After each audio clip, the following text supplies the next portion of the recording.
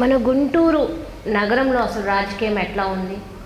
ఎందుకంటే అందరూ ఎక్కడికి వెళ్ళినా ఒక్కొక్కరు ఒకలాగా మొత్తం రాష్ట్రం అందరూ చెప్తారు. అంటే అసలు లోకల్ బాడీలో ఏం జరుగుతుంది ఇక్కడ, అసలు నెక్స్ట్ ఎవరు రావచ్చు, అసలు వైసీపీ టీడీపీ నువ్వా నేనా వార్లో కూడా ఉంది. శ్రీకాకుళంలో చూసుకుంటే ఎస్టీ ఎస్సీ బీసీ మైనారిటీ అందరినైతే ఇంటర్వ్యూస్ చేస్తున్నాం, కానీ అసలు చాలామంది ప్రజల్లో తిరిగే నాయకులను కానీ కొంతమంది ప్రజల్లోనే ఎక్కువగా ఉండే నాయకులను కాదు వైసీపీకి కట్టుబడి ఉండి అసలు ఏం జరుగుతుంది గ్రౌండ్ అని తెలుసుకునే వాళ్ళు కూడా చాలామంది ఉంటారు. అంటే వాళ్ళకి బాగా తెలుస్తుంది. ఈ కోణంలో చూసుకుంటే మేడం మురళి అంటే ఆటో మురళి అనే పేరు, ఎందుకంటే ఈ ఆటో యూనియన్ సంబంధించింది కూడా ఇక్కడ ఈయన పదవిలో కూడా ఉన్నారు. చూసుకుంటే మరి ఆటో వాళ్ళకి తెలియదంటూ ఉండదు. ఎంతోమంది ప్రయాణికులను ఎక్కించుకుంటారు, వెళ్తారు, వాళ్ళతో మంచి చెళ్ళు మాట్లాడుతూ ఉంటారు. మళ్ళీ వైసీపీలోనే ఉన్నారు. చూద్దాం మరి ఈ అనాలిసిస్ మరి ప్రజానాడి వీళ్ళ దృష్టిలో ఎలా ఉంది, అసలు గుంటూరు నగరంలో ఎవరు రావచ్చు, ఎన్నో విషయాలు అడిగి తెలుసుకుందాం. నమస్తే అండి. నమస్తే అమ్మా. విన్నారు అసలు ముఖ్యంగా ఆటో మురళి అనే పేరేంటి, అసలు యూనియన్ సంబంధించి మీకు కావాల్సిన నీడ్స్ ఏంటి? మేడం, నేను ఆటో డ్రైవర్గా 20 years నుంచి ఉన్నాను, డ్రైవర్గా నా ప్రొఫెషన్లో. అయితే నాకు ఎప్పుడు మా ప్రొఫెషన్లో చాలా జనానికి కొంత బ్యాడ్ ఉండేది మేడం. ఆటో వాళ్ళు అంటే ఒక గుర్తింపు ఉండేది కాదు, ఒక బ్యాడ్ నెగిటివ్ థాట్స్ ఉండేది. బ్యాడ్ అంటే నెగిటివ్ థాట్స్ అంటే ఆటో వాళ్ళు అంటే ఏదో కొంచెం ఇండిసిప్లిన్గా ఉంటారు, డిసిప్లిన్గా ఉండరు అనేదో ఉండేది మొరటుగా ఆటో వాళ్ళు అంటే. కానీ నాకు ఆటో వచ్చిన దగ్గర నుంచి కూడా ఎందుకు ఉంది ఇలా అంటే, మనం ఏ పని చేస్తున్నామని కాదు, ఎంత కమిట్మెంట్తో ఎలా చేస్తున్నాం అనేది ఉండాలి. అది చేస్తే ఖచ్చితంగా ఏ పనులైనా మనం గుర్తింపు దొరుకుతుంది, రాణించగలుగుతాం అనే ఫీలింగ్లో ఉండేవాడిని మేడం. అలా ఉంటూనే దాంట్లో వచ్చిన భాగమే మేము auto drivers, the other side of auto drivers అని చెప్పేసి ఎవ్రీ ఇయర్ గాంధీ జయంతికి మా ఏటగ్రహారంలో మెడికల్ క్యాంపులు పెట్టడం. ఎవ్రీ ఇయర్ గాంధీ జయంతికి ఖచ్చితంగా మెడికల్ క్యాంప్ అరేంజ్ చేసేవాళ్ళం మా డ్రైవర్స్ అందరి సహకారంతో. తర్వాత ఎవ్రీ సమ్మర్లో చలివేంద్రం పెట్టేవాళ్ళం మా ఆటో డ్రైవర్స్ అసోసియేషన్ తరఫున. అలా కొన్ని సేవా కార్యక్రమాలు కానివ్వండి, ఇలా ముందుకెళ్ళటం వల్ల జనంలో ఒక మురళి అనేది పోయి ఇవాళ అతను ఈ ఆటో అనేది నా ఇంటి పేరు అయిపోయింది. మేడ కాదు, ఆటో మురళి, ఆటో అనేది ఇంటి పేరు అవ్వటం జరిగింది. అయితే నేను ఎప్పుడు ఒకటే చెప్తానండి, నా వృత్తిని, మనం చేసే వృత్తిని మనం గౌరవించకపోతే ఆ వృత్తిని ఎదుటివాడు ఎలా గౌరవిస్తాడు? హౌ ఇట్ ఈస్ పాసిబుల్ అనేది నేను ఇంటర్మీడియట్ వరకు కొంచెం డిస్కంటిన్యూ చేశాను, ఇంకా అందుకని కొంచెం ఇంగ్లీషు కూడా అలవాటు ఉంది. అయితే మన వృత్తిని మనం గౌరవించినప్పుడు ఎదుటివాడు ఎలా గౌరవిస్తాడు? కాబట్టి మన వృత్తిని ఎప్పుడు మనం ఏ వృత్తి అయినా సరే మనం తక్కువగా చూసుకోకూడదు. ఫస్ట్ మన దగ్గర నుంచి సెల్ఫ్ రెస్పెక్ట్ రావాలి అనే ఫీలింగ్లో నేను కూడా ఏ బ్యానర్లో, ఏ పార్టీ పరంగా ఏ ప్రోగ్రామ్ వచ్చినా నా ఇంటి పేరుగా వాడుకున్నానండి, ఆటో మురళి అని నేనే చెప్పుకునేవాడిని. ఐఎమ్ ప్రౌడ్ టు, నేను చాలా, అవును మేడం, నేను ప్రౌడ్గా ఫీల్ అవుతున్నానండి. ఎందుకంటే నేను గట్టిగా ఒక 25 kgs బియ్యం మోయాలంటే కష్టం అండి, నాకు అలవాటు లేదు. అలాంటిది ఒక కష్టం చేయలేని పరిస్థితుల్లో నా కుటుంబం ఇవాళ, నా పిల్లలు, బాబు బీటెక్ వచ్చాడు, పాప 2nd yearకి వచ్చింది, ఇంటర్మీడియట్ 1st year. ఇలాంటి స్థితికి వాళ్ళు ఒక మంచి స్కూల్లో నేను చదివించగలిగానంటే కేవలం ఆటోయేనండి. ఆ ఆటో ఉండి ఎవరి దగ్గరికి వెళ్ళకుండా నా ఓన్ ప్రొఫెషన్గా ఉన్నాను కాబట్టి దానికి కూడా నేను ఒక గుర్తింపు ఇవ్వాలి. నన్ను ఇంత ఒక స్థితికి తీసుకొచ్చింది, నేను ఎవరి దగ్గరికి వెళ్ళి చేయి చాచే పరిస్థితి లేకుండా ఒక గౌరవప్రదమైనటువంటి వృత్తిని నాకు ఇచ్చినప్పుడు దానికి కూడా నేను గౌరవించాలన్న ఉద్దేశంతో నా ఇంటి పేరుగా మార్చుకున్నానండి. అది చాలామంది క్వశ్చన్ చేశారు, ఏమిటో ఆటో అంటే ఏంటి, మీ ఇంటి పేరు అని అడిగి కూడా ఎగతాళిగా అడిగారు. చాలా కొత్తగా ఉంది. మై ప్రొఫెషన్ అండి.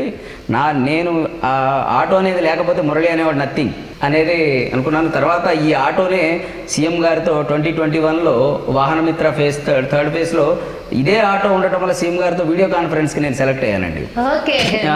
కారణం ఏంటంటే నాకు అప్పుడు అనిపించింది, ఇవాళ సీఎం గారితో మాట్లాడడానికి కూడా ఈ ఆటోనే వీడియో కాన్ఫరెన్స్ మాట్లాడానండి. దాదాపు 13 minutes. సార్ అయితే ఆ రోజున 13 జిల్లాల్లో 3 జిల్లాలు సెలెక్ట్ అయినాయి. 2 జిల్లాల వాళ్ళు మాట్లాడిన తర్వాత లాస్ట్ నేను మాట్లాడితే సారు నవ్వు ఆపుకోలేకపోయారు. చాలా ఫన్నీగా మా బాధలు చెప్పడం, అదేవిధంగా కొంచెం చెప్పేసరికి సార్ కూడా చాలా, జగన్ గారు, ఆ తర్వాత ఆఫీసర్స్, ఎమ్మెల్యేస్, మినిస్టర్ గారు వీళ్ళందరూ చాలా పాజిటివ్గా రెస్పాండ్ అయ్యారు. అది ఈ ఆటో వెనకున్న కథ అదండి నా ప్రొఫెషన్కి. మీ నీడ్స్ ఏంటి అంటే, ఇప్పుడు మీరు ఆటో అసోసియేషన్ మీకు ఉంది, అసలు మీ నీడ్స్ ఏంటంటే మాకు ఆటో వాళ్ళకి నెక్స్ట్ ఇది కావాలని నీడ్ ఏంటి? అదే మేడం, మేము ఫస్ట్ నుంచి కూడా మేడం ఈ భవన నిర్మాణ కార్మికులకి వీళ్ళకి సంబంధించి ఒక వెల్ఫేర్ బోర్డు ఉండేదండి. వెల్ఫేర్ బోర్డు ఉంది. లేబర్ డిపార్ట్మెంట్ నుంచి వాళ్ళ పిల్లలకి ఏదైనా మ్యారేజెస్ అయినప్పుడు కానివ్వండి, వాళ్ళ ఎడ్యుకేషన్కి సంబంధించి కానివ్వండి, వాళ్ళకి సంబంధించిన నీడ్స్ ఏది కావాలి, ఇన్సూరెన్స్ ఫెసిలిటీస్ కానివ్వండి, భవన నిర్మాణ కార్మికులకి ఒక బోర్డు ఉంది. అట్లాగే మాకు కూడా ఒక ఆటో డ్రైవర్స్కి సంబంధించి welfare board, auto drivers welfare board అనేది ఒకటి కావాలనేది మేము ఫస్ట్ నుంచి కోరుకుంటున్నాం. కానీ దానికి సరైన మేము ఎవరిని అప్రోచ్ అవ్వాలి, ఎలా అవ్వాలి అనేది ఇంతవరకు మాకు తెలియలేదు. కనపడ్డ మీలాంటి వాళ్ళు కనపడ్డ ప్రతి ప్లాట్ఫామ్ని మేము టచ్ చేస్తున్నాం, మేము అడుగుతున్నాం. మా డిమాండ్ జగన్మోహన్ రెడ్డి గారి దృష్టికి వెళ్ళాలి అనేది మేము కోరుకుంటున్నాం. అందుకని ఆ వెల్ఫేర్ బోర్డు ఎందుకు అడుగుతున్నాం అంటేనండి, ఆటో అనేది దిస్ ఇస్ డిఫరెంట్ ప్రొఫెషన్ అండి. ఎందుకంటే ఆటో వాడి గొప్పతనం ఏంటి అంటే, చదువుకున్న వాళ్ళు ఉన్నారు, ఏ పని చేతగాని వాళ్ళు ఉన్నారు. ఏ ప్రొఫెషన్లో అయినా ఒక వృత్తిలో ఒక కనీసం ఒక పూర్తి స్థాయిగా అతను రావాలి అంటే ఒక మినిమం టైం పట్టుద్దండి. ఒక 5 years 10 years అలా పట్టుద్ది. మెకానిక్ అవ్వాలంటే, బేల్దారి మేస్త్రి అవ్వాలంటే 5-10 years పట్టుద్ది. కానీ 3-4 daysలోనో 1 weekలోనో అతను ఒక ఆటో నేర్చుకొని లైసెన్స్ అప్లై చేసుకుంటే 5th day నుంచి తన కుటుంబాన్ని పోషించుకునే స్థాయికి వెళ్ళిపోతాడండి. దీనివల్ల ఏమవుతుందంటే అతనికి ఒక వృత్తి దొరుకుతుంది. తన కుటుంబ అవసరాల కోసం తన ఒక గౌరవప్రదంగా బ్రతకడానికి ఒక వృత్తి ఆటో కల్పిస్తుందండి. లేదనుకోండి అతను ఏమవుతాడు, ఇవాళ ఒక యాంటీ సోషల్ ఎలిమెంట్గా తయారవుతాడు. తన ఖర్చులు మానుకోడు, తన అవసరాలు మార్చుకోడు. కానీ ఒక వృత్తి అనేది లేకపోతే ఏ దొంగతనానికో ఇంకో దానికో యాంటీ సోషల్ ఎలిమెంట్గా తయారైతే ఈ సమాజం నష్టపోద్దండి. కాబట్టి ఒక ఆటోకి ఇంత గొప్పతనం ఉందండి. మేము ఇన్ని లక్షల మంది వాళ్ళ చాలా గౌరవప్రదంగా బతుకుతున్నారు అంటే కారణం ఆటో అండి. మరి మీ ఆటోలో కొంతమంది ఇప్పుడు అంటే అన్నానని కాదు, మరి నెగిటివ్ అనేది కొంచెం జరుగుతూనే ఉంటాయి. ఎందుకంటే ఒక చోట డ్రాప్ చేస్తుంటే ఇంకో వేలోంచి తీసుకెళ్ళడం, మరి ఈ రోజు టెక్నాలజీ కాబట్టి ఎన్నో డిపార్ట్మెంట్ వాళ్ళు ఇచ్చారు. మరి ఇలాంటిది మీలో జరిగిన యూనియన్లు ఇలా మాట్లాడుకోరా, వాళ్ళ మీద యాక్షన్ తీసుకోరా? లేదండి, ఇది యూనియన్కి సంబంధించి ఎక్కడ జరగవండి. మీరు ఒకటే గుర్తుపెట్టుకోండి, ఇవి యూనియన్స్కి ఎటువంటి సంబంధం ఉండదు. అవుటర్స్ ఎవరైతే యూనియన్స్తో ఇవాళ ఆటోకున్న ఒక ప్లస్ పాయింట్ అదే, మాకు నెగిటివ్ కూడా అదేనండి. ఏంటంటే ఆటో ఎవరైనా నడపచ్చు, ఎవరైనా నడపగలగటం ఒకటి. రెండోది ఏంటంటే పార్ట్ టైంగా తీసుకుంటున్నారండి. ఫుల్ టైం నేను 20 years అండి. ఇవాళ మీరు చెప్పినా కూడా 10,000 రూపాయలు కాదండి, 1,00,000 రూపాయల బ్యాగ్ మర్చిపోయినా నేను తెచ్చిస్తాను. ఎందుకంటే from tomorrow onward next day కూడా నేను రోడ్డు మీదకి రావాలి, మిమ్మల్ని ఇలాంటి ప్యాసింజర్ని ఎక్కించుకోవాలి. I don't want to like face any problem. నేను ఏంటంటే ఏదో సమస్యని క్రియేట్ చేసుకోవాలనుకోను. కానీ ఈ పార్ట్ టైమర్స్ ఎవరైతే ఉంటారో ఏదో వాళ్ళ వ్యసనాల కోసము, వాళ్ళ అలవాట్ల కోసము ఏదో పూట ఈ అద్దె బండి తీసుకోవటం, వాడు ఆ నైట్కి వాళ్ళు అలా సంపాదించుకోవడం, దాంట్లో ఏదైనా మిస్టేక్స్ జరుగుతాయి కానివ్వండి. దీన్ని నమ్ముకొని ఫుల్ టైమర్స్ అంటారు, పార్ట్ టైమర్స్ ఫుల్ టైమర్స్ లాగా ఫుల్ టైమ్గా ఆటోని నమ్ముకున్న వాళ్ళు ఎవ్వరూ కూడా ఇవాళ మీకు ఇంకో విషయం అండి, స్కూల్ పిల్లల ఆటో డ్రైవర్ అండి నేను కూడా. ఆ స్కూల్ ఆటోలు అండి, నేను ఒక చిన్న ఇన్సిడెంట్, ఒక CA గారి పిల్లల్ని నేను తీసుకెళ్ళేవాడిని. తీసుకెళ్తే వాళ్ళు ఇంటికి వెళ్ళినప్పుడైతే సార్ నన్ను లోపలికి రమ్మన్నారండి. నేను వెళ్ళేసరికి బయట కానిస్టేబుల్ నిలబడి ఉన్నారు. కానిస్టేబుల్ గారు నిలబడి ఉన్నారు. వాళ్ళు నిలబడి ఉన్నారు. మేము లోపలికి వెళ్తే నన్ను కూర్చోబెట్టి టీ ఇచ్చారండి. అంటే ఎందుకు ఉందంటే వాళ్ళ పిల్లల్ని తీసుకెళ్తున్నామండి స్కూల్కి. అంటే నాకు అనిపించింది ఇంత రెస్పెక్ట్ ఉందా? అదే సార్ CA గారు కానివ్వండి, కానిస్టేబుల్ గారు కానివ్వండి, రోడ్డు మీద కనిపిస్తే ఆటో ఇటురారా, ఆపు, బండి ఆపు, ఏంటి నువ్వు కాగితాలు లేవు, ఏంటి మిస్బిహేవ్ చేస్తున్నావు అనే ఫీలింగ్లో ఉంటుంది. కానీ ఒక స్కూల్ పిల్లలకి తీసుకెళ్తే అంత రెస్పెక్ట్ ఇస్తారా? మాకు పిలిచి వాళ్ళ కుటుంబ సభ్యులాగా కూడా చూసుకుంటారండి. అది ఎలా వస్తుందంటే కేవలం మా నమ్మకం. అలాంటి నమ్మకాన్ని మేము పొందామండి. ఉన్నారు అంటే మంచి చెడు ప్రతి దాంట్లో ఉంటుందండి. అందరిలో కూడా మంచి వాళ్ళు ఉంటారు, చెడ్డవాళ్ళు ఉంటారు. అలాగే ఆ పర్సంటేజ్ చూసుకోవాలి. ఎక్కువ మంది దీని మీద బతుకుతున్నారు కాబట్టి దిస్ ఇస్ డిఫరెంట్గా చూడాలండి. మమ్మల్ని ఒక స్పెషల్గా ట్రీట్ చేయాలి. అంటే మీరు ఇప్పుడు ఆటోలో ప్రయాణికులు చాలా మంది ఎక్కించుకొని వెళ్తారు, మీరు మాట మంచిగా కొంతమంది మంచిగా మాట్లాడుకుంటారు కదా. అంటే ప్రస్తుతం గుంటూరు నగరంలో అసలు ఎనాలిసిస్ ఎలా ఉంది టీడీపీ వైసీపీ సంబంధించి? అవునండి, ఎందుకంటే మాట్లాడుకుంటారు, ఎందుకంటే మీతో ఖచ్చితంగా మీరు కూడా అడుగుతారు వైసీపీ కాబట్టి. అవును, ఖచ్చితంగా అంటే మేము అడగకపోయినా వాళ్ళు అడుగుతారు, వాళ్ళు అడగకపోయినా మేము. ఎందుకంటే ప్రతి ప్యాసింజర్తో ఖచ్చితంగా మేము మాట్లాడతామండి. గవర్నమెంట్కి ఇవాళ ప్రతి పేదవాడండి నేను చూస్తున్నానండి, అపోజిషన్ వాళ్ళు కూడా మాకు ఈ స్కీమ్ రాలేదని ఎవరు చెప్పట్లేదండి. ఈ స్కీమ్ రాలేదు, ఇది రాలేదు, ఎవరు కూడా జగన్మోహన్ రెడ్డి పంచుతున్నాడు అన్నారు కానీ జగన్మోహన్ రెడ్డి తినేస్తున్నాడని ఎవరు చెప్పట్లేదండి. స్కీమ్స్ ఎక్కువైపోతున్నాయి, స్కీమ్స్ అన్నవాళ్లే కానీ స్కీమ్స్ ఎక్కువ అవటం కాదండి. మానవ వనరుల అభివృద్ధి కూడా ఒక అభివృద్ధి డెవలప్మెంటేనండి. కానీ జగన్మోహన్ రెడ్డి గారు నిజంగా హ్యాట్స్ ఆఫ్ అండి. ఎందుకు జగన్మోహన్ రెడ్డి పైన బటన్ కింద నుంచి లాగుతున్నాడు అని అందరూ అంటున్నారు, అంటున్నారు కదా. లేదండి, అదేంటంటే తెలిసి తెలియక వాళ్ళల్లో ఉన్న అసంతృప్తిని బయటేసుకుంటున్నారు కానివ్వండి. నిజంగా ఒక పేదవాడిగా నా పిల్లాడి వాళ్ళ బీటెక్ చదువుతున్నాడంటే జగన్మోహన్ రెడ్డి గారు VVITలో అండి, ఏదో చిన్న చిన్న కాలేజీలు కాదు, VVITలో చదువుతున్నాడంటే జగన్మోహన్ రెడ్డి గారు 55,000 రియంబర్స్మెంట్, 20,000 రూపాయలు వసతి దీవెన ఇలా ఇవ్వబట్టే చదవగలుగుతున్నామండి. ఇవి ఒక చేత్తో ఇస్తున్నారంటే అంతకుముందు ఏమన్నా ప్రేమ చూపించారండి? ప్రీవియస్ గవర్నమెంట్లో ఏమన్నా లాగలేదా? వాళ్ళు ట్యాక్స్లు వేయలేదా? వాళ్ళు పన్ను రొటీన్గా వేసేవి వేరండి. అలా అని జగన్మోహన్ రెడ్డి గారు వేస్తున్నారంటే అది కరెక్ట్ కాదు. మేము ఫీల్డ్లో ఉంటాం కాబట్టి ప్రతి ఒక్కళ్ళు కూడా చాలామంది, మీరు ఒకటి ఉద్యోగస్తులు కాదండి, మామూలుగా ఒక పేదవాడిని కదిలిస్తే ప్రతి గుండెకి ఒక కథ ఉందండి. జగన్మోహన్ రెడ్డి గారు చేసిన మేలు ప్రతి గుండెకి ఒక కథ ఉంది. ఇవాళ నిజంగా అన్ని లబ్ధి పొంది ఉండారు కాబట్టి, ఎందుకంటే మేము డైరెక్ట్గా ప్రతి వాళ్ళతో కూడా మేము అటాచ్ అయ్యి ఉంటాము, చాలా ఫ్రీగా ఆ ప్రయాణం చేసే 10 నిమిషాలైనా ఖచ్చితంగా వాళ్ళ లోతుల్లో నుంచి వచ్చే సమాధానాలు మేము తెలుసుకోగలుగుతామండి. లబ్ధిదారులు అనేది అంటున్నారు 100% అందరూ 90% కానీ 80% 70% కూడా ఎవరికి పథకాలు వెళ్ళలేదు. ఇదంతా అందరికి మొత్తం ఉన్న ఇప్పుడు ఎన్ని కోట్ల మంది ప్రజలకు అందరి పథకాలు అమలు పని కదా. అలా అనుకుంటున్నప్పుడు 10 లక్షలు కాదు 100 లక్షల కోట్లు పెట్టినా సరిపోదు కదా పథకాలు. మరి ఫుల్ ప్రెజర్గా ఇంత పర్సెంటేజ్ ఇచ్చేసామని చెప్పి ఎలా అంటున్నారు? లేదండి, లక్ష్యం ప్రతిదీ కూడా క్యాలిక్యులేటెడ్గా ఉందండి. సచివాలయాల వ్యవస్థ తీసుకొచ్చారు, వాలంటీర్స్ సిస్టమ్ పెట్టారు, ప్రతి వాళ్ళని ఇంటింటికి వాళ్ళే వాలంటీర్స్ వెళ్ళి స్కీమ్స్ ఎవరికి ఎలిజిబుల్ ఉంది ఎవరికి ఎలిజిబిలిటీ లేదని 1,40,00,000 రేషన్ కార్డులు ఉన్నాయండి ఇవాళ మన రాష్ట్రంలో. ఆ 1,40,00,000 రేషన్ కార్డులకి సంబంధించి మరి ఇవాళ ప్రతి ఇంటికి ఒక పథకం వెళ్ళిందండి. ఎవరు రాలేదన్న వాళ్ళు ఎవరు లేరండి. అపోజిషన్ పార్టీలు వాళ్ళకు కూడా జగన్మోహన్ రెడ్డి గారు భారతదేశంలో దిస్ ఈజ్ ఒక రికార్డ్ అండి. అపోజిషన్ వాళ్ళకు కూడా నిజాయితీగా పేదవాడై అర్హత ఉన్నవాడైతే ఖచ్చితంగా వాడి ఇంటికి స్కీమ్ వెళ్ళిందండి. ఎక్కడ మన ఆంధ్రప్రదేశ్లో పేదవాళ్ళు ఎక్కువ ఉన్నారా అంటే 1 కోటి అలా అని కాదండి, 1,40,00,000 రేషన్ కార్డులు ఉన్నాయండి.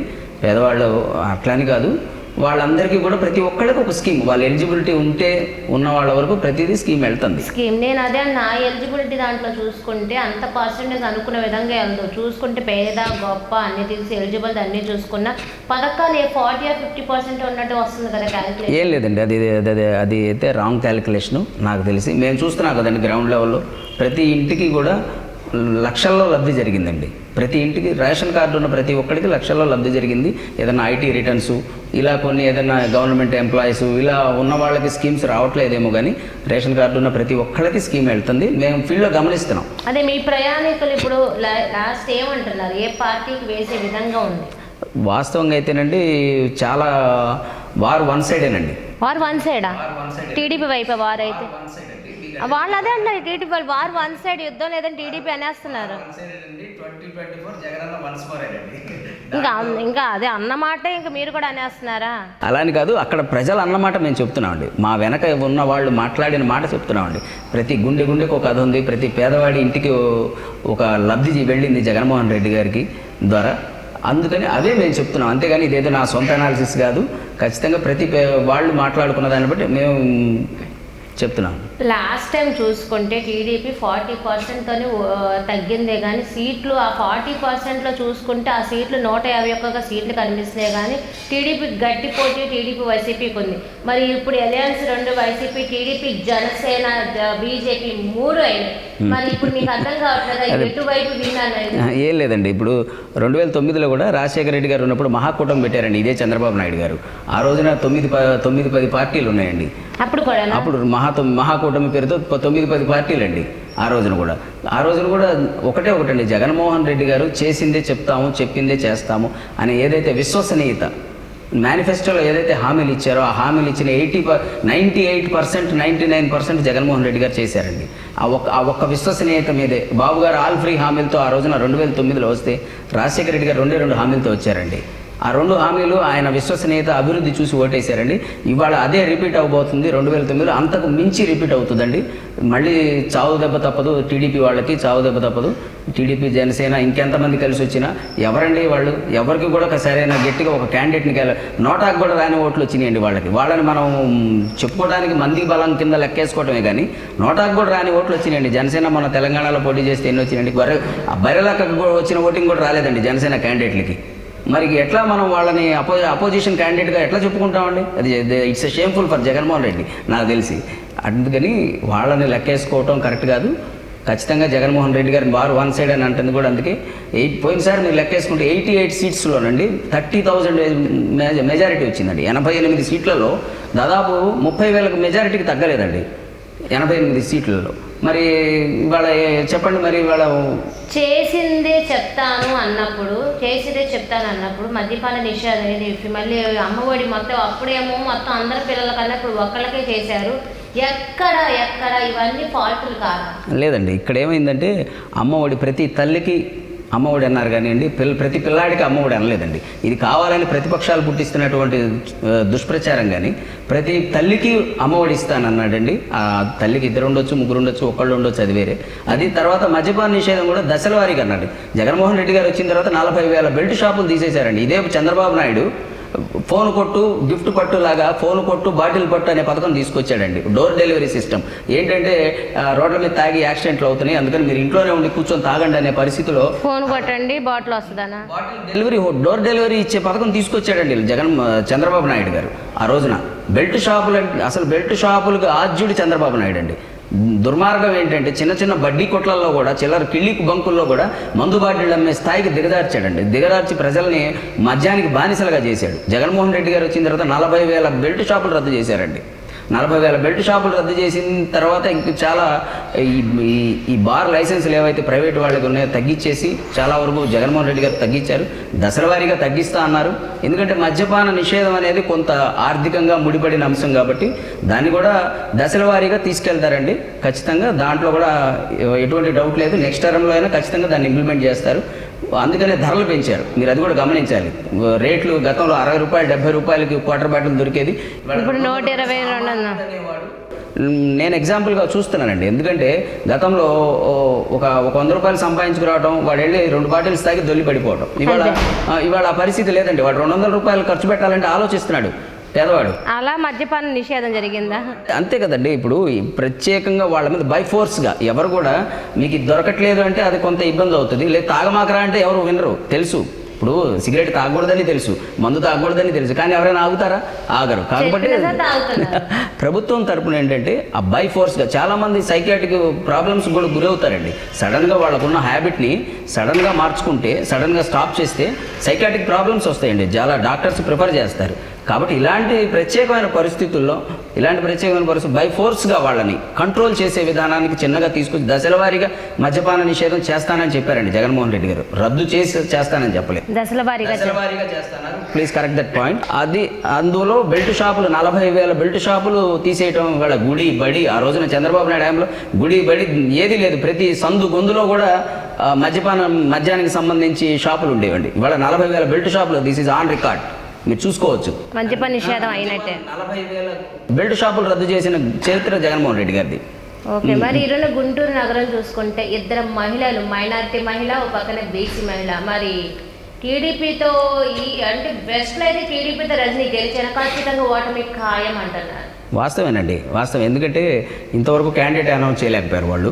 కారణం రజనమ్మ గారు ఎప్పుడైతే అడుగు పెట్టారో గెలవడం అనేది డిసైడ్ అయిపోయింది. కాకపోతే మెజారిటీ అంత అనేది సమస్య ఇప్పుడు వాస్తవంగా. ఎందుకంటే పెమ్మసాని చంద్రశేఖర్ ఎంపీ అభ్యర్థి ఎంట్రీ మొత్తం అన్ని నియోజకవర్గాలు భయాలు స్టార్ట్ అయినాయి. ఆయన ప్రతి నియోజకవర్గంలో ఆయన పోటీ చేయలేడు కదండి. గెలిపించుకునే దిశగా అయితే గట్టిగా ఉంటున్నాడు కదా ఎంపీ క్యాండిడేట్. తప్పదండి. ఇప్పుడు ఓడిపోయాడు ఎవరు నేను ఓడిపోతానని చెప్పడండి, నేను గెలుస్తానని చెప్తారు. కానీ జగన్మోహన్ రెడ్డి గారి పథకాలు, స్కీమ్స్, తర్వాత ఇక్కడ మీరు ఏదైతే బీసీ మహిళ ఇప్పుడు రజనమ్మ గారు ఎందుకు చెప్తున్నారంటే ఆవిడ విల్ పవర్కి మెచ్చుకోవాలండి. ఎందుకంటే ఆవిడ వచ్చి రావడంతోనే ఆవిడ ఆఫీసు ఓపెనింగ్ రోజే నైట్ అర్ధరాత్రి అద్దాలు పాల్గొట్టారండి. ఒక బీసీ మహిళల మీద చంద్రబాబు నాయుడు ఆ పార్టీకి, తెలుగుదేశం పార్టీకి ఉన్న దురహంకారం ఎంతటిదంటే వాళ్ళ అధికారంలో ఉన్నప్పుడు ఒక ఎంఆర్ఓని జుట్టు పట్టుకొని ఈడ్చికొట్టాడండి ఒక ఎమ్మెల్యే. ఆ దుర్మార్గం. అలాంటిది ఎన్నో దాడులు జరిగినాయి. ఋషిదేశ్వరి యూనివర్సిటీలో, నాగార్జున యూనివర్సిటీలో ఇలాంటి మహిళల మీద దాడులు వాళ్ళ అధికారంలో ఉన్నప్పుడు చేశారు. ఇవాళ అధికారం లేకపోయినా ప్రతిపక్షంలో కూడా ఇవాళ చేస్తున్నారండి. రీసెంట్గా తెనాలమ్మాయి గీతాంజలి చనిపోవడం ఇది ఎంత దుర్మార్గం అంటే నిజంగా ఒక మహిళ సంబంధించింది ఎందుకు తెలుగుదేశం పార్టీ మీద వేస్తున్నారు? లేదండి, చూస్తున్నాం కదండి. ఆవిడ ఏవైతే సెటైర్లు చూశానండి, నేను నిన్న ఇవాళ చూస్తున్నాను. ఆవిడ ఫేస్బుక్ అకౌంట్లో వచ్చిన వాళ్ళ కౌంటర్స్, ఐటీడీపీ వాళ్ళు నోటితో మాట్లాడలేమండి. ఒక స్త్రీతో కాదు కదండి, ఒక మగవాడితో కూడా మాట్లాడలేని భాషలో ఆవిడకి కౌంటర్స్ పెట్టారండి. అది ఆవిడ ఏమన్నది? జగన్మోహన్ రెడ్డి గారు నాకు పట్టా ఇచ్చాడు, ఏ ప్రభుత్వం చేయలేదు నాకు, ఇవాళ నాకు ఒక ఇంటి గృహిణిగా, ఇంటి ఇల్లాలుగా, నాకు ఇంటి యజమానిగా చేశాడని సంతోషపడిందండి అమ్మాయి. దానికి వాళ్ళు నోటితో మాట్లాడలేని భాష అంత ఘోరంగా మాట్లాడి ఒక స్త్రీ అనేది ఐటీడీపీ వాళ్ళండి. ఖచ్చితంగా దీంట్లో ఐటీడీపీ వాళ్ళ హస్తం ఉందండి. వీళ్ళు ఎవరైతే జీతాలకు పనిచేసే వాళ్ళు లోకేష్ అండ్ టీం ఉందో ఐటీడీపీ, వీళ్ళకి ఇదే పని అండి, క్యారెక్టర్ అసాసినేషన్.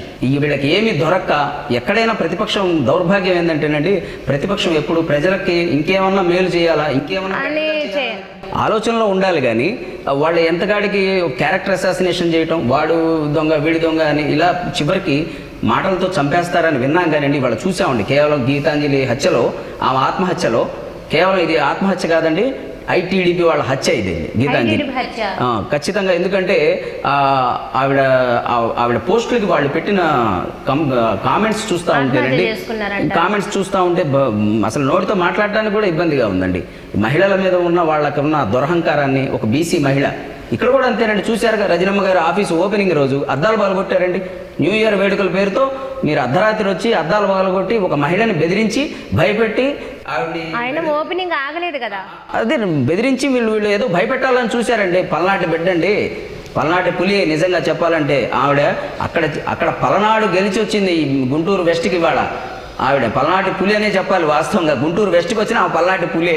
పల్నాడు చిలకలూరిపేట వేరు, గుంటూరు వెస్ట్ 175 నియోజకవర్గాలు చాలా కీలకమైన నియోజకవర్గం. కీలకమేనండి, కీలకం కాదంటలేదు. అందుకనే జగన్మోహన్ రెడ్డి గారు ఆవిడకి మరింత బాధ్యత పెంచారండి, మరింత బాధ్యత పెంచారు. చాలామంది చెప్తున్నారు అక్కడ గెలవలేక వచ్చారు. కాదండి, మేడం గారు ఆ రోజు ఓపెనింగ్ రోజే చెప్పారు. ఆ రోజుని ఖచ్చితంగా కంచుకోట బద్దలు కొడతాం. మరో బాధ్యత చిలకలూరుపేటలో పాటు గుంటూరులో కూడా, గుంటూరు ఈ తెలుగుదేశం కంచుకోట అనే ఏదైతే ఒక నానుడు ఉందో అది కేవలం నానుడేనండి, వాస్తవంగా కంచుకోట కాదండి. ఇక్కడ కూడా వారు వన్ సైడ్. కానీ సరైన నాయకత్వం కొంచెం గైడ్ చేయటం మిస్యూజ్ వల్ల జరిగింది. కానీ కంచుకోట రజనీ గారి హయాంలో రేపు ఆమె సారథ్యంలో గుంటూరు వెస్ట్ తెలుగుదేశం కంచుకోట ఏదైతే ఉందో అది బద్దలు కాకపోతుంది. ఖచ్చితంగా భారీ మెజారిటీ స్థాయిలో మేడం గారు గెలవబోతున్నారు. అన్నారు కదా, గుంటూరు వెస్ట్ లోనే కొన్ని టీడీపీ ఉన్న వార్డులు ఉన్నాయి, వైసీపీ వాళ్ళు ఎవరు వెళ్ళినా సరే ఎవరు పట్టించుకోవాలి, వెళ్ళమనండి. ఆ వార్డులో మీరు అడగమనండి, వెయ్యండి ఉన్నా సరే వెళ్ళి అడగమనండి. వార్డులో ఇంటింటికి వెళ్తారు కదా, ఆ ఉన్న ఏదైతే టఫ్ వార్డ్ టీడీపీ ఉన్నాయో వెళ్ళమనండి. అయితే మీరు ఒకటి గమనించండి, అక్కడ వైసీపీకి ఓట్లు వేయలేదండి. అక్కడ వైసీపీకి ఎవరు ఓట్లు వేయలేదా? అక్కడ ఓట్లు ఎక్కడ వేశారని రుజువేంటి? అక్కడ అభ్యర్థులు ఉన్నారు. లోకల్ బాడీ ఎలక్షన్ జరిగింది, వేశారని రుజువేంటి? కొద్ది మెజారిటీతో ఓడిపోయారండి. అది గెలుపెట్లు అవుతుంది. నిజంగా వేసుంటే ఆ వార్డులో లోపల ఉన్న ఏదైతే టీడీపీ వార్డులు ఉన్నాయో వెళ్ళమనండి, అందులోకి వెళ్తున్నారు. లేదండి, ఒక మహిళగా, ఒక బీసీ మహిళగా మేడం గారికి మంచి రెస్పాన్స్ ఉంది. వాళ్ళు ఖచ్చితంగా రిసీవ్ చేసుకుంటారు. ఎందుకంటే అక్కడ కూడా ఓట్లు పడ్డాయండి. ఎవరు గెలిచినా 500-1000 ఓట్లతో మేము లోకల్ బాడీ ఎలక్షన్ చూసాం. అట్లా గెలిచారు. కానీ అంటే అక్కడ వైసీపీకి అసలు లేదని కాదు, కొన్ని వార్డులు ఉండొచ్చు. 7 వాళ్ళు గెలిచింది ఏంటండి, వాళ్ళు కార్పొరేషన్లో 7 సీట్లు, టీడీపీ వాళ్ళు గెలిచింది 7 సీట్లు, 8 సీట్లు గెలిచింది వాళ్ళు. అంటే మరి ఇవాళ 42 సీట్స్ మరి ఎవరంటే గెలిచింది? అంటే టీడీపీ వాళ్ళు ఓడిపోయారంటే అధికార పార్టీ ఉంది అంటే టీడీపీ నాయకులు అంటారు. వైసీపీ అన్నప్పుడు అక్కడ ఉన్న నాయకత్వం దగ్గరుండి ఎవరు దగ్గరుండి వేరే వాళ్ళు వచ్చి గెలిపించుకున్నారని టీడీపీ నాయకులే నాకు ఇంటర్వ్యూలో మాట్లాడింది. చెప్తారండి. ఇప్పుడు ఆడలేక మధ్యలో ఓడని ఏదైనా చెప్తారండి. ప్రజల్లో వాళ్ళకి ఏం చేశారండి చంద్రబాబు నాయుడు? ఒక టీడీపీ వాళ్ళ గుండెల మీద చేసుకొని చెప్పండి. దుర్మార్గంగా వాళ్ళు మాట్లాడే మాటలకి వాళ్ళకి ఎవరికి రాని అధికారం, 14 ఏళ్ళు అధికారం, ఉమ్మడి రాష్ట్రంలో 14 ఏళ్ళు అధికారం వచ్చిందండి. 40 ఏళ్ళు రాజకీయాల్లో ఉన్నారండి. చెప్పుకోవడానికి చంద్రబాబు నాయుడుకి ఒక పథకం చెప్పండి. మా బాబు వచ్చాడు, ఈ పథకం పెట్టాడని, బాబు వస్తే జాబ్ వస్తుందన్నారు, ఆ జాబ్ పోయింది. ఎన్నో మా బాబు వస్తాడు బంగారం తెస్తాడన్నారు. రైతు రుణమాఫీ ఏంటండి, ఎంత డొల్లండి, ఎన్ని వేల కోట్లండి ఆయన చేసింది. ఆ రోజున 88,000 కోట్ల రూపాయలు రైతు రుణమాఫీ, రైతులు బాకీ ఉంటే చివరికి 15,000 కోట్లు కూడా చేయలేదు. లేదండి, జగన్మోహన్ రెడ్డి గారు ఖచ్చితంగా మేనిఫెస్టోలో ఆయన ఏదైనా పెట్టాలనుకుంటే చేస్తారు. ఖచ్చితంగా అది రేపు మేనిఫెస్టోలో ఏం పెడతారనేది ఆయన ఇష్టం. రుణమాఫీకి జగన్మోహన్ రెడ్డి గారు ఫస్ట్ నుంచి అధికారం లేకపోయినా పర్వాలేదు, మనం చేయలేమనే ఆలోచనలో ఉన్నారు 2014 లేకపోతే జగన్మోహన్ రెడ్డి గారు 2014లోనే ముఖ్యమంత్రి అయ్యేవాళ్ళు. ఆ రోజున రుణమాఫీ అనేది ఆయన ఆ స్థాయి, మనం మాట తప్పకూడదు, మనం మాట ఇచ్చిన తర్వాత మన స్థాయికి మించింది 88,000 కోట్ల రూపాయలు. చంద్రబాబు లాగా దాన్ని 88,000 కోట్లని కోటాయి కమిటీ వేసి 25,000 కోట్లు కుదిచ్చి 25,000 కోట్లను కూడా తీరా అతను చేసింది ఎంతండి? 15,000 కోట్లు కూడా లేదు. ఏంటంటే అది జగనన్న ఇవాళ అమ్మఒడికి 2 టర్మ్స్ వేస్తే 15,000 కోట్లు అవుతుంది. ఇవాళ 4 టర్మ్స్ అమ్మఒడి వచ్చింది, 5 టర్మ్స్ ఆటో వాహనమిత్ర వచ్చింది. ఇవి లెక్కేసుకుంటే అతను చంద్రబాబు చేసిన మోసాలు ఎంత దుర్మార్గమైనవి అంటే ఆ ఒక్కటి చాలండి. అధికారం కోసం అడ్డదిడ్డంగా హామీలు ఇవ్వటం, ప్రజల్ని మోసం చేయటం, నిజంగా వెన్నుపోటు అతని పేటెంట్ అండి. మరి గుంటూరు వెస్ట్ చూసుకుంటే టీడీపీ కూడా ఒక బీసీ మహిళని ఖచ్చితంగా దింపే దాంట్లో ఉన్నారు. ఎందుకంటే ఆ మహిళ ఆస్తి కానీ తను అనుకున్న బ్యాక్గ్రౌండ్ కానీ చాలా పెద్దదనమాట. ఎవరు బీట్ చేయడానికి కూడా అవ్వని పరిస్థితి. ఒకవేళ ఆ మహిళ గల్లా మాధవి అనమాట, ఆవిడే గనక దిగితే గనక ఖచ్చితంగా గెలుపు టీడీపీకి ఖాయం. ఇప్పుడు కొన్ని చోట్ల కంటెంట్ కాదండి, కట్అవుట్ చూడాలండి. కంటెంట్ కాదు, కట్అవుట్ వెనక మాకు జగన్మోహన్ రెడ్డి గారు ఉన్నారు. ఆయన స్కీమ్స్, ఇవాళ ఆయన స్కీమ్స్ ద్వారా లబ్ధి పొందిన ప్రతి పేద గుండె ఒకటే కొట్టుకుంటుందండి. వైఎస్ఆర్సీపీ ఫ్యాన్ గుర్తు మీదకే వెళ్ళొద్ది కానీ ఇంకోటి జరగదు. మీరన్నా కట్అవుట్ కూడా సమాధానం చెప్తారు. రజనీ గారు 2019 ఉన్నప్పుడు నార్మల్ కామన్ ఉమెన్ ఎవరంత అనుకోలేదు, కానీ తను గెలిచిన తర్వాత తను సూపర్ ఉమెన్గా అనుకున్నారు. అట్లాగే ఇప్పుడు గల్లా మాధవి గారు కూడా నార్మల్ ఉమెనే. ఏమో కరెక్ట్గా తను కట్అవుట్ వచ్చిన తర్వాత అన్ని ఇక్కడ వెస్ట్లో మామూలుగా స్టార్ట్ అవ్వదు. ఎందుకంటే మనకు ముందు అనుకోకూడదు. మీరు రాబోయే ప్రమాదాన్ని మీరు గ్రహించి గెలిపించుకుని తీసుకెళ్ళాలి కానీ చెప్పలేదు కదా. అదే ఇప్పుడు గల్లా మాధవి గారు కానివ్వండి, ఇంకోళ్ళు కానీ ఇంతవరకు క్యాండిడేట్లే డిసైడ్ అవ్వలేదండి. ప్రచారంలో దూసుకెళ్ళిపోతున్నారు. ఇది చాలండి బాబు, ఆవిడ గెలుపుకి ఆవిడ ఆల్రెడీ గెలిచేసింది. ఇంతవరకు వాళ్ళు క్యాండిడేట్ అనౌన్స్ చేసుకోలేకపోయారంటే వాళ్ళు అక్కడే సగ ఓటమిని ఒప్పుకున్నారండి. ఇంకా చిన్న లాజిక్ చాలదా? ఇక ఎప్పుడంటే నామినేషన్ డేట్ ఫిక్స్ చేసిన తర్వాత వాళ్ళు లాజిక్ అడుగుతున్నా. మరి బీజేపీ, జనసేన, టీడీపీ 2-3 ఒకటి అయిపోయిన విజయం కనిపించట్లేదా? బీజేపీ సపోర్ట్ వచ్చినట్టే. అదేనండి, ఎంతమంది ఎన్ని వచ్చినా ఉపయోగం లేదండి. బీజేపీ ఓట్ షేర్ ఎంతండి?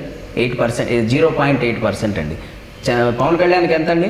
5.6% ఏదో వచ్చింది.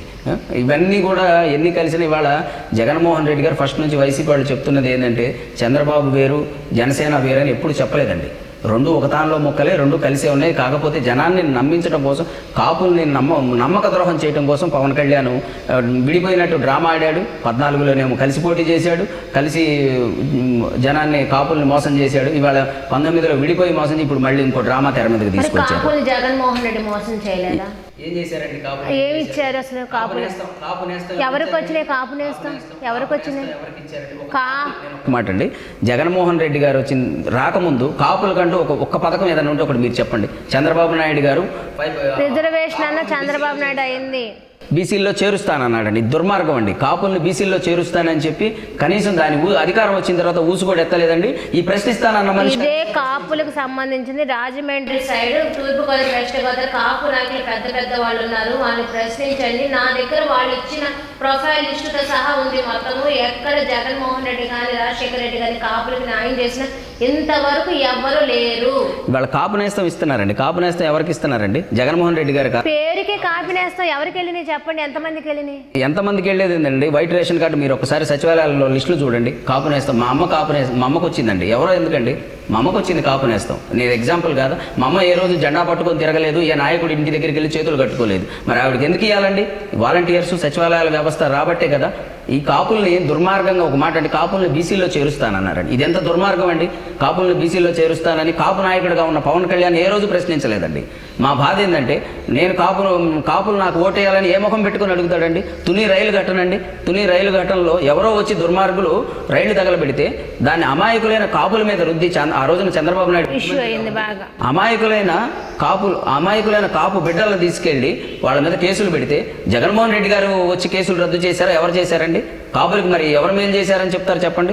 ఆ రోజు రైలు ఘటనలో దుర్మార్గంగా చంద్రబాబు నాయుడు అధికారాన్ని ఉపయోగించుకొని వాళ్ళ మీద కాపు బిడ్డల మీద కేసులు పెడితే ఈ ప్రశ్నిస్తానన్న మనిషి ప్రశ్నించలేదండి. ఆ రోజున ముద్రగడ పద్మనాభం గారు నిరాహార దీక్ష చేస్తేనే ఫ్యామిలీ మొత్తాన్ని కుటుంబాన్ని కాలి బూట్లతో తన్నారండి. నోటితో అనరాని మాటలు. ఒక కాపులకి ఒక గుర్తింపు కోసం ఆయన పోరాటం చేస్తుంటే నువ్వు ఒక కాపు బిడ్డగా నువ్వు చెప్పుకుంటున్నావు నేను కాపు బిడ్డని అని పవన్ కళ్యాణ్ ఎవరైతే చెప్పుకుంటున్నాడో ఆ కాపులకు అన్యాయం జరుగుతున్నప్పుడు ఆయన పక్కన కనీసం మానవతా దృక్పథం కూడా మాట్లాడలేదండి. ఆ రోజున ముద్రగడ పద్మనాభం గారి భార్యని, కోడల్ని, కొడుకుని బూటుకాళ్ళతో తన్నారండి. ఆ రోజున ఎక్కడికి పోయాడండి ఈ కాపు పవన్ కళ్యాణ్? చెప్పాలి కదా.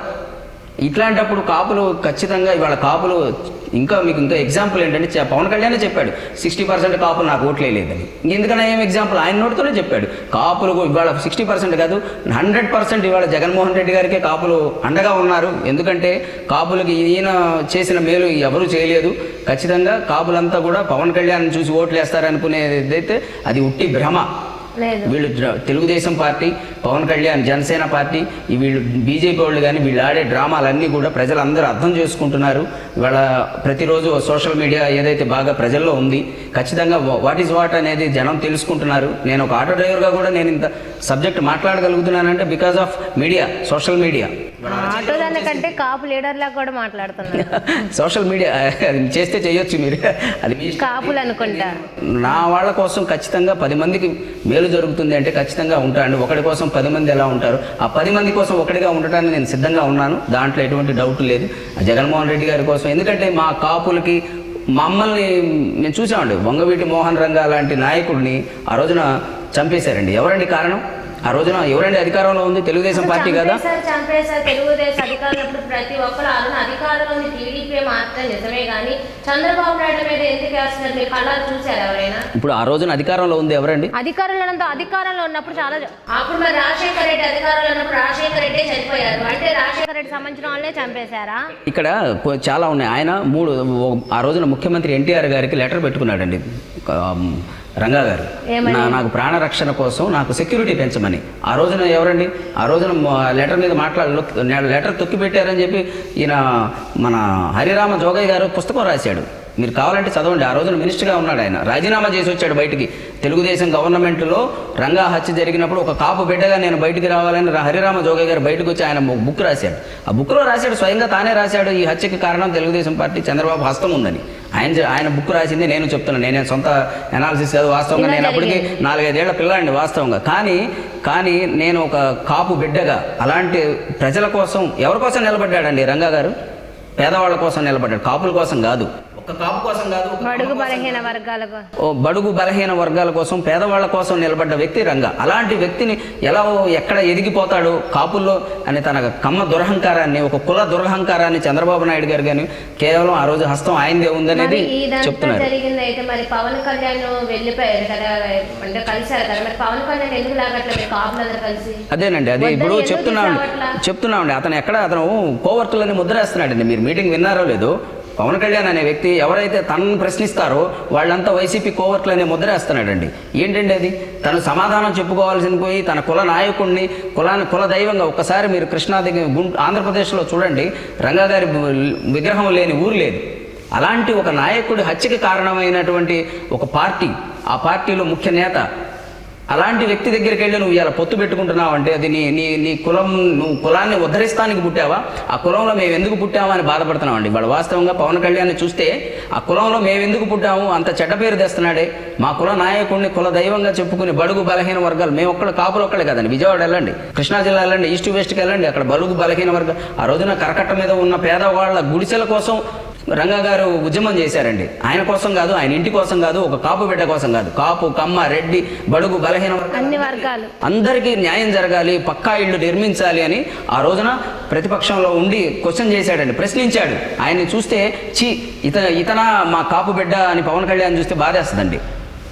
తను చచ్చిపోతాడని తెలిసినా సరే, తనని చంపుతారని తెలిసినా తనకున్న సెక్యూరిటీ మొత్తాన్ని కూడా టైట్ చేసి తన దగ్గర ఎవరిని అనుచరులందరినీ చిల్లర కేసులతో లోపల పెట్టి అరెస్ట్ చేసినా, తనని ఒంటరివాడిని చేసినా సరే తన ఉద్యమం నుంచి ఏ రోజు తగ్గలేదండి. తన నిరాహార దీక్ష కొనసాగించాడు. చివరికి ఆ దుర్మార్గుల చేతిలో బలయ్యాడండి. కాపు అలాంటి వ్యక్తి మాకు మళ్ళీ లేడని ఇవాళ నాకు బాధగా ఉందండి. ఒక కాపు నాయకుడి ఇవాళ మళ్ళీ అలాంటి వ్యక్తి మాకు రంగా గారు లాంటి వ్యక్తి లేడని బాధగా ఉంది.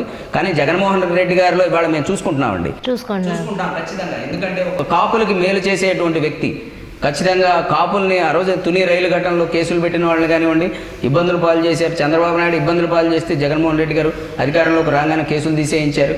అట్లాగే ఈ కాపు నేస్తం పెట్టడం, ఇలా కాపులకి సంబంధించి అన్ని చేస్తున్నారు. కాబట్టి ఇవాళ రంగా గారిని మేము వాస్తవంగా జగన్మోహన్ రెడ్డి గారిలో చూసుకుంటున్నాం, అందులో ఎటువంటి డౌట్ లేదు. ఈ కలియుగ కురుక్షేత్రం 2024 ఎలా ఉండబోతుంది? అదే చెప్పాను, కలియుగ ఈ కురుక్షేత్రం అంతా వన్ సైడేనండి. పాండవులు ఎప్పటికైనా ధర్మానిదే విజయం. ఎగ్జాక్ట్, టీడీపీ కూడా అదే అంటున్నారు, వన్ సైడ్ వార్. ఇది ఖచ్చితంగా ఎలక్షనే లేదట వైసీపీకి అనేసారు. స్టేట్ నాయకులు అన్నారు అసలు వైసీపీకి ఎలక్షనే లేదు, వాళ్ళు ఎక్కడున్నారు లేదు, వారు వన్ సైడ్, గెలుపు మాదే కనపడుతుంది కదండి. 175 నియోజకవర్గాలు ఇవాళ ఎవరికి పొత్తుల కోసం ఎవరు పాకలాడుతున్నారండి? నువ్వు వారు వన్ సైడ్ అని మీరు ఆ మాట అంటున్నారు. ఒక క్వశ్చన్ చేయండి, వారు వన్ సైడ్ అయినప్పుడు ఇంతమంది కాళ్ళ చుట్టూ ఎందుకండి? ఢిల్లీలో పోయి రోజులు తరబడిపోయి కాళ్ళు పట్టుకోవడం ఎందుకండి? గెలుపు కోసమేనా కదా. జగన్మోహన్ రెడ్డి ఒకటైతే కాళ్ళు పట్టుకోమని చెప్పలేదండి ఎక్కడ. మీరు చూసారా కాళ్ళు పట్టుకున్నారని? ఢిల్లీ చుట్టూ పోయి చూస్తున్నాం కదండి, ఎక్కడ కాళ్ళు పట్టుకోవడం చూసారా? ఒకటే చెప్పారు మా జగన్మోహన్ రెడ్డి గారు, 175 సీట్లలో 175కి పోటీ చేసే దమ్ము ఉందా? ఇలా అభ్యర్థులు లేరు ఇవాళ. వైసీపీలోనే లేరట అభ్యర్థులు, ఎత్తుక్కుంటున్నారట. ఈ రోజు కూడా వచ్చింది మెసేజ్, వైసీపీలో అభ్యర్థులు లేరు, వెతుక్కుంటున్న జగన్మోహన్ రెడ్డి అని.